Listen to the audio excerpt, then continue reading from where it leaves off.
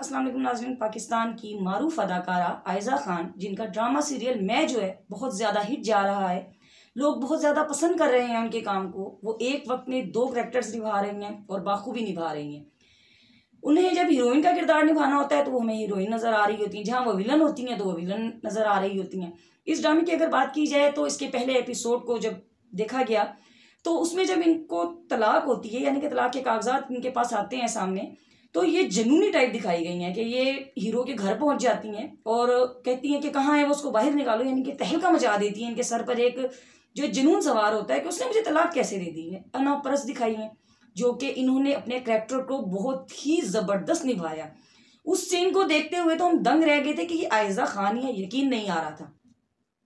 ये एक बहुत बड़े बिजनेसमैन की बेटी है, क्योंकि इस वजह से ये इस चीज़ को जो है मान नहीं पाती कि सामने वाले ने जो इनको तलाक दे दी है। इनको इस चीज़ का सदमा नहीं होता कि इनको तलाक हुई है, जबकि ये भी बात एक बड़ी अजीब सी थी।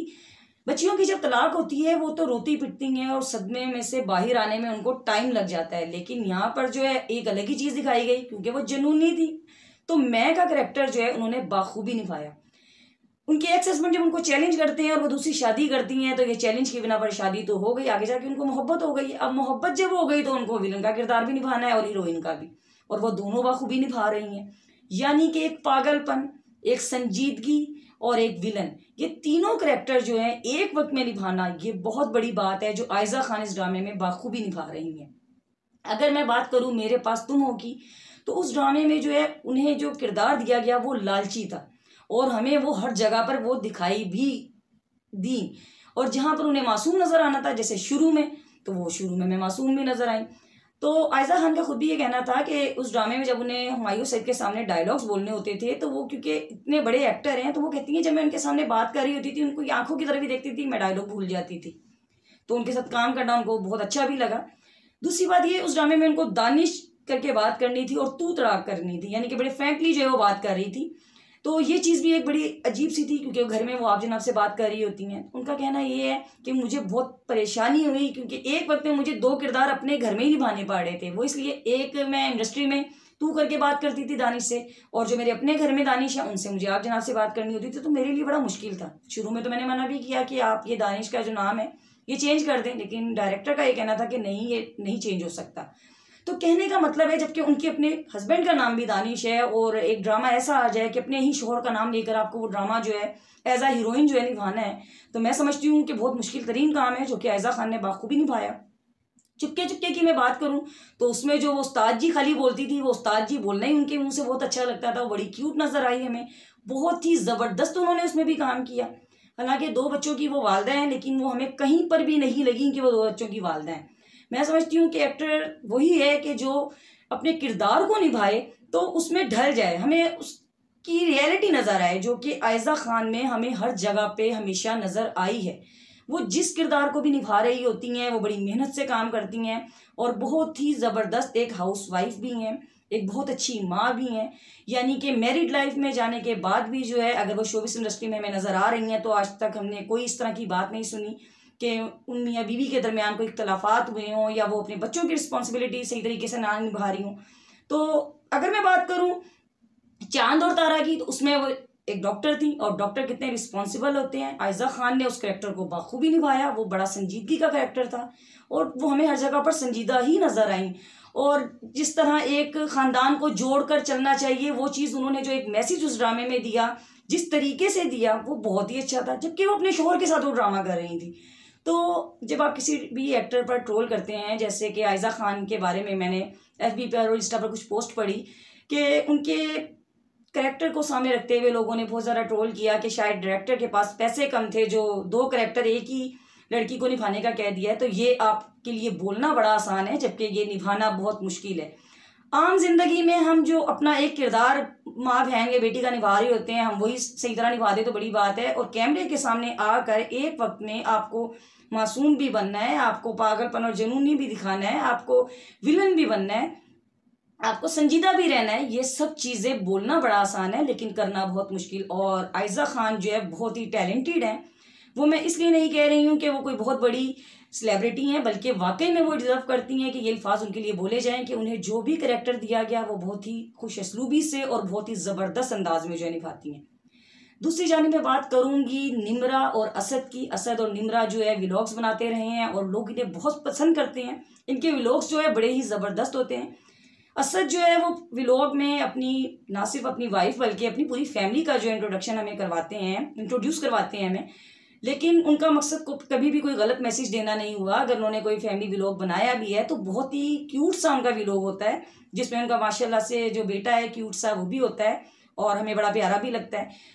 लेकिन इन दोनों बच्चों की एक बात बहुत ही अच्छी है, वो ये है और बहुत ही ज़बरदस्त मैसेज है हमारी न्यू जनरेशन के लिए कि जब इन दोनों को मोहब्बत हुई, यानी कि असद को निम्रा से जब मोहब्बत हुई, निम्रा को तो नहीं असद को जब हुई, तो बजाय इसके कि वो कोई गलत तरीक़ेकार अपनाते, उन्होंने अपने वालिद से बात की, उन्होंने एग्री किया और बहुत छोटी सी उम्र में जो है निकाह कर लिया। यानी कि एक मुकद्दस नाम दिया उस रिश्ते को।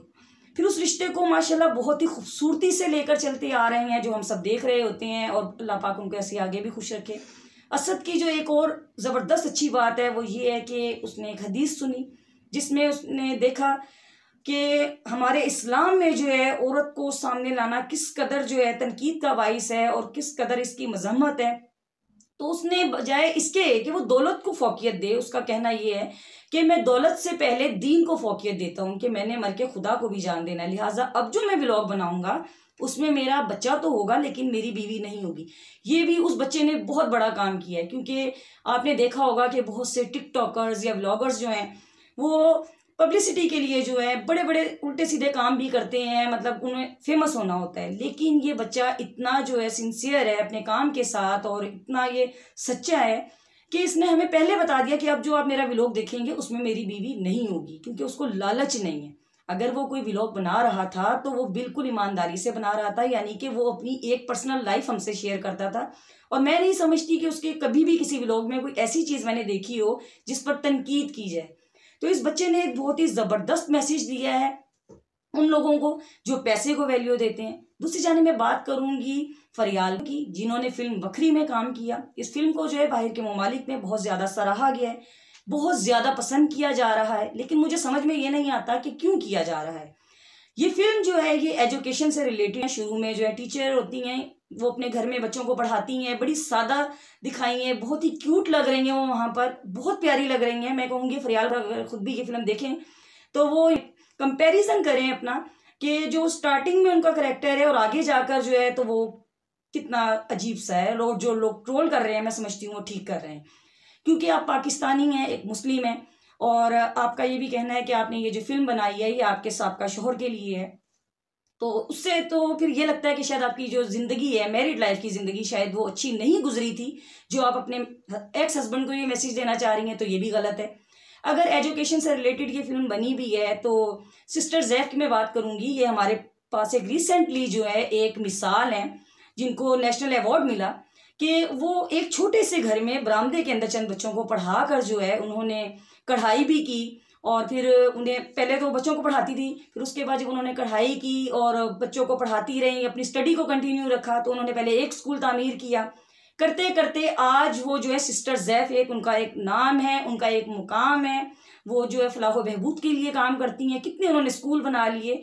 तो अगर इस फिल्म में भी ये मैसेज देने की कोशिश की गई है कि वो एक स्कूल बनाना चाहती थी, वो गरीब थी जो कि नहीं बना पा रही थी, तो उनका करेक्टर आगे जाके चेंज होता है, वो अगेंस्ट जाती हैं उसके, और उसके लिए वो हमें गलत नज़र आती हैं कि वो हर गलत काम कर रही हैं। तो मैं समझती हूँ कि ये गलत मैसेज है। अगर आपने एजुकेशन से रिलेटेड ही बनाना था ये कॉन्सेप्ट, तो उसके लिए सिस्टर जैफ जो है वो सबसे ज़बरदस्त जो है आपके सामने मिसाल थी, क्योंकि हमने न्यू जनरेशन को जो मैसेज देना है वो हमने उनको बुराई से बचाना है। इस फिल्म में तो जो हम देख रहे हैं वो बुराई की तरफ रागिब करना है। तो मैं सिर्फ ये कहना चाहूँगी कि आपको बाहर के ममालिक में जो है बहुत ज़्यादा पसंद किया जा रहा है, या बॉलीवुड हॉलीवुड तक भी आप अगर चली जाती हैं तो इतना भी आगे मत जाएं कि जब कभी आप अकेली बैठें तो अपनी ज़मीर की अदालत में जो है आप जवाब ना दे पाएँ, क्योंकि औरत की जो सबसे पहली चीज़ होती है वो उसकी इज्जत होती है। आप जो भी कोई करैक्टर निभाएं तो कोशिश करें कि वो ऐसा हो कि जो आपकी पर्सनैलिटी के अगेंस्ट ना हो। आप एक बहुत ही डिसेंट सी एक्टर हैं, आप हमें जब ड्रामों में नज़र आती हैं तो बड़ी डिसेंट होती हैं, आपकी एक पर्सनैलिटी है और आप बहुत ज़बरदस्त जो है काम करती हैं। लेकिन इस फिल्म में जो आपका ड्रेसिंग का गेटअप है, जो भी है वो बहुत ही बोल्ड है। यानी कि अगर हम फ़ोन यूज़ कर रहे होते हैं, कोई सीन आ जाता है तो हमें बड़ा अजीब लग रहा होता है, तो अगर वो बच्चे देखेंगे तो उन पर क्या असर जाएगा। तो न्यू जनरेशन को अच्छा मैसेज दें, जैसे कि हमारे ड्रामों में दिया जाता है। हमारे ड्रामों में कोई भी ड्रामा आप उठाकर देख लें तो बड़ा ही ज़बरदस्त कोई ना कोई मैसेज होता है। तो मैं ये नहीं समझ पा रही कि इस फिल्म में क्या मैसेज दिया जा रहा है, कि यानी अगर आपको कोई मकसद पूरा करना है, जैसे कि उन्हें स्कूल बनाना था, तो उसके लिए अगर वो नहीं पैसे कर पा रही थी तो वो गलत रास्ते का उन्होंने इंतखाब कर लिया। यानी कि जो बच्चियां हैं आजकल की, हमारी यंग जनरेशन, अगर उन्हें कोई ख्वाब पूरा करना होगा तो वो क्या गलत रास्ते पर जाएंगी? नहीं, उन्हें सिस्टर ज़ैब के रास्ते पर जाना है, सिस्टर ज़ैब जैसा बनना है। जिस तरह उन्होंने हमें दिखाया कि उन्होंने मेहनत की, उन्होंने स्ट्रगल किया, उन्हें एक आगे बढ़ने का शौक था, तो उन्होंने अपने शौक को आगे दिखाया। ना सिर्फ दिखाया बल्कि बैरून ममालिक में, यानी कि उन्हें फ्रांस में बुलाकर जो है इनाम दिया गया, उन्हें अवार्ड से नवाजा गया। और ये हम सब के लिए बहुत बड़े एजाज की भी बात है। तो हमारी पाकिस्तानी फिल्में हमेशा से बहुत अच्छी बनती आ रही हैं, और जिन डायरेक्टर ने फिल्म बनाई है उन्होंने भी कुछ सोच कर बनाई होगी। लेकिन इस कैरेक्टर को निभाते हुए जो ड्रेसिंग करवाई गई वो सरासर गलत थी, क्योंकि आपको फिल्म के थ्रू या ड्रामे के थ्रू जो है बच्चों को एक मैसेज देना होता है, तो कोशिश करें कि वो मैसेज अच्छा हो। और बच्चे, क्योंकि आपको पता है कि कोई फिल्म या ड्रामा देखते हैं तो उसको पिक भी करते हैं, तो हमारे बच्चे बुराई से बचें और अच्छाई की तरफ जाएं। तो ये थी शोबिस इंडस्ट्री से रिलेटेड छोटी छोटी बातें। और अगर निम्रा असद की मैं बात करूं तो असद ने जो है बड़ा ज़बरदस्त पैगाम दिया है।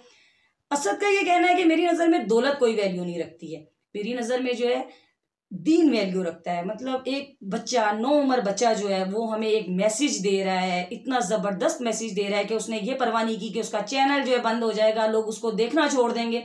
उसने सीधे तरीके से सबको आगे बोल दिया कि मैंने जो है अपनी बीवी को सामने नहीं लाना। तो ये उसकी ईमानदारी है। और उसने कहा मेरा बेटा मेरे साथ होगा, तो इंशाल्लाह ताला उसका जो चैनल है वो आगे भी लोग ऐसे ही देखेंगे, क्योंकि जब आपकी नीयत साफ होती है तो मंजिल खुद ब खुद आसान हो जाती है। ये बात मैं फरियाल को ये भी करूंगी कि अगर आपको अपने साबका शौहर से कोई भी शिकायत है तो कोशिश करें कि उसको अपने जहन पर इतना हावी ना करें कि आप इस तरह के बोल्ड कैरेक्टर जो है निभाने लग जाएं। इसके साथ ही मुझे इजाजत दें, इंशाल्लाह ताला मेरी आपसे दोबारा मुलाकात होगी एक नई वीडियो के साथ। तब तक के लिए अल्लाह।